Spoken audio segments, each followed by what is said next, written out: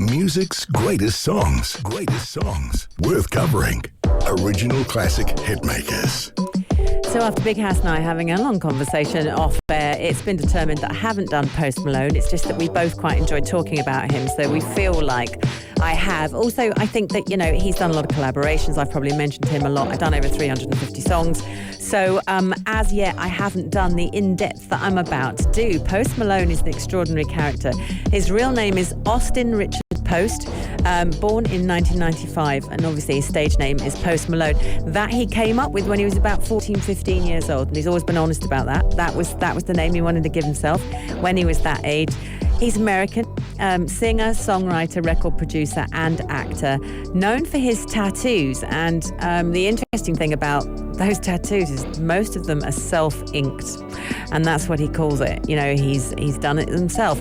There's a lot of Post Malone that just is him. He speaks his mind. He's got himself into a lot of hot water over the years, speaking his mind, but he kind of owns it, which I think is the vibe that everybody seems to like about him. And his vocal style is nuts. He can do a lot of stuff, and that has caused controversy in itself. But we'll talk about that in a minute. So he gained acclaim for blending a range of different genres.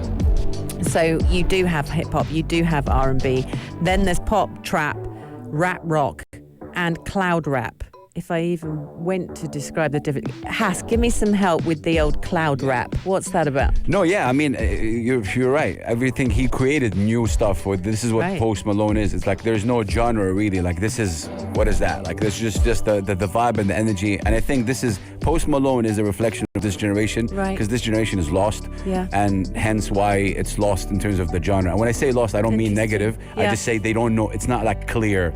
It's not like how we had it back in the 80s. Rock is rock. Yeah. Alternative rock is rock, whatever. Right now, and this is what I admire about this generation, because you're not going to box me in a box. Right. I'm going to be doing whatever I want to do, and Don't try and define me. don't call it hip hop, whatever it is. I think I've spoken to Post Malone once when he came here, and it was really interesting because he doesn't even like to be called a hip hop artist. Right. So it's like an artist kind of thing. Yeah. Artist, singer, songwriter.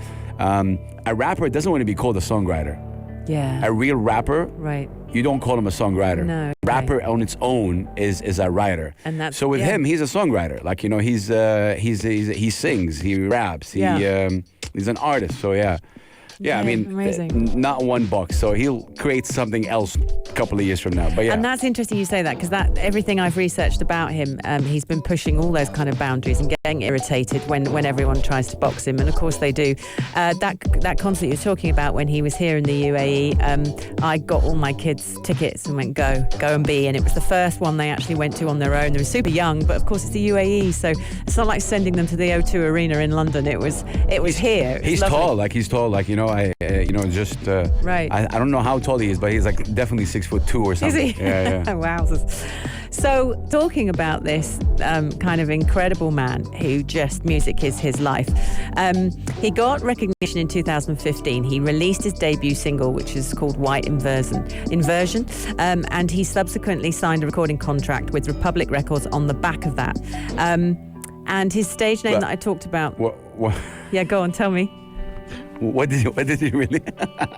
Yeah, I was waiting for you to tell me. No, I'm like Iverson.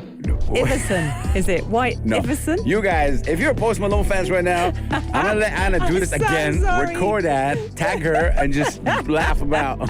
I'm looking at you going, am I saying it right? And you're like, whatever. So there's two things here. Okay, first of all, I really wanted to pass, but I couldn't. Okay. Say that again, Anna. No, I'm not saying it again. Why So not? what's his first single I mean, called? this is like his biggest song. Yeah, This I is know. the song that got him. The thing is, I'll sing it, but if you ask me what it's... And obviously, I'm reading, so... I'm having fun in the show now. Mate, tell me what it is. Say it again. No. Maybe you said it right. No, maybe you said it. What was the first single? I'm too scared to say it now. Say it. I'm not going to say it. No, really. It's with Republic Records. And, White what? What did you say? Well, it's just weird. It's Iverson. Yeah. How do you pronounce that? Iverson. But you said IV. Iverson. Iverson. Yes. I did. That's hilarious. Okay, amazing. I mean, my there's a kids lot- are going to be like, "Oh, you're so embarrassing." There's a Mum. lot with this song, but yeah. It's Iverson, but yeah. Is it Iverson? Yeah, Not yeah. Iverson. Okay, amazing. It's funny. So glad I did that. Yeah. And especially because it goes to SoundCloud. Let's tag Post Malone. I'm sure he'll be really pleased with me completely. I think he'll like because that. Okay, so he had a debut album called Stoney. That's the one I can pronounce, and that was in 2016. He blew up. He had this featured single, Congratulations. I'm sure you all know it. That set the record for most weeks on the US Billboard Top R&B Hip Hop album chart. 77. His second album, Beer Bongs and Bentleys, just lovely. That debuted at number 1 in the Billboard 200, broke several streaming records, one release after the other. And then literally, I mean, the man just took the accolades. He has 3 American Music Awards, 10 Billboard Music Awards, an MTV Video Music Award. He's received a Grammy Award nominations for his career. And in 2020, he became the first ever solo artist to top both the Billboard Rap Airplay and the Adult Contemporary charts as a lead artist. So he's done all those things. You know, this guy is, I mean, his controversy is the fun bit though, so here we go. So early life, he's born in New York, raised by his father, Rich Post, and his stepmother, Jodie. And his father had been a DJ. So this is the story of Post Malone. His dad had been a DJ, and as a result, had introduced Post Malone to all these different genres of music. So his dad showed him hip hop, his dad showed him country, his dad showed him rock. So when he's 9 years old, he and his family moved to Texas. His father became the sort of manager of things for the Dallas Cowboys. So they moved to Texas, and Malone began to play the guitar. And then he did this audition for Crown the Empire in 2010. His strings broke, the whole thing went nuts. You know, it was a complete nightmare. But he remembers it because when an audition goes wrong, you really, really remember it. As the actress I am, like I hold all of my terrible auditions to me, and he remembers all the strings breaking in this particular audition, and that obviously stayed with him. And he didn't win that. And it's like you lose the battle, but you win the war, because the guy is so famous now. But he has a love for alternative rock music. He has it. He's also been a DJ. He's done a few sets. June 2017, he was doing it at Emo Night in Los Angeles.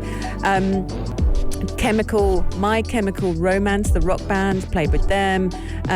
His first foray. Sorry, go on. No, yeah. I mean, this is what's for Post Malone. When you talk about him, it's exactly like even the kind of music right now that you hear, right? Like there's the Sunflower and many others. It's the blending of curry of genres.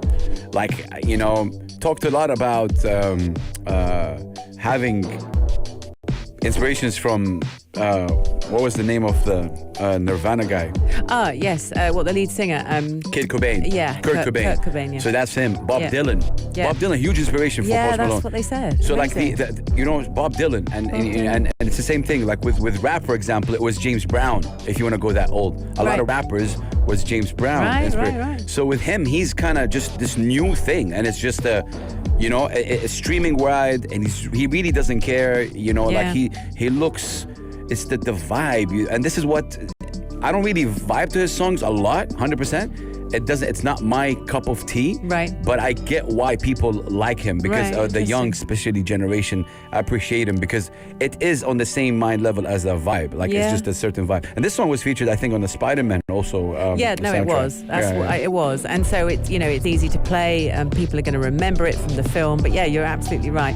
So and I was going to bring Nirvana in actually because during the pandemic he did a sort of a virtual, a live session from his home. And it was all Nirvana songs. It was him singing Nirvana songs, playing lead guitar. I think he had a drummer with him, playing lead guitar and singing. And he's known for having this incredible voice, and he can rock it out. But he also does all the other genres as well. I think I'm just saying he hit 1 million viewers within a month of releasing White Iverson. Yeah, I'm getting nods. Iverson, yeah. From the house. Oh, Iverson is a basketball player. He's a legendary basketball player. And Allen okay. Iverson, and there song references, Okay. you know, him. This is where it's coming. But Thank you for placing that for me, because I didn't research that bit, so I got no reference. He performed. Did you know in August 2015? You're going to hate this, Hass. He performed at Kylie Jenner's 18th birthday party. Yeah, no, I knew that. You knew that? Okay, so he meets Kanye, and you know Kanye likes his music. The two get on, and they end up talking about collaborating, and they did collaborate. So they had that as well. He has a great friendship, apparently, with Justin Bieber, and that's led to Malone being an opening act for Bieber's Purpose World Tour, because they were good mates. So he's done some amazing stuff, loads of collaborations, lots of albums. And then they talk about his musical style, and we have a bit already, but they categorize and they say, look, he does all this stuff. He says, I'm versatile, full stop. So his vocal style has been described as iaconic. That's what they call it. Even come up with a new word. The New York Times described him as an artist who toes the line between singing and rapping, hip hop, and spooky electric folk.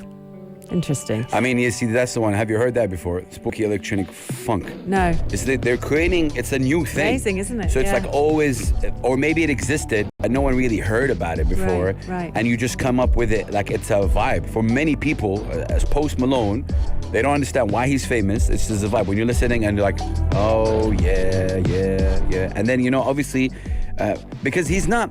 To be honest with you, when you're talking like to rappers, I don't know. Like he's not also a rapper. But no. What is a rapper? And this is why it's redefined right now. A rapper's rapper, like in terms of like, because there's many people who rap like rhythm, but is he like really rhyming or is he singing? And there's the whole thing and about... that's what they say, that he toes this line because he does sing, but he's capable of rapping. The reason I'm saying this is because it's also impacted the Arab region in a way. Because because it introduced something called melodic rap.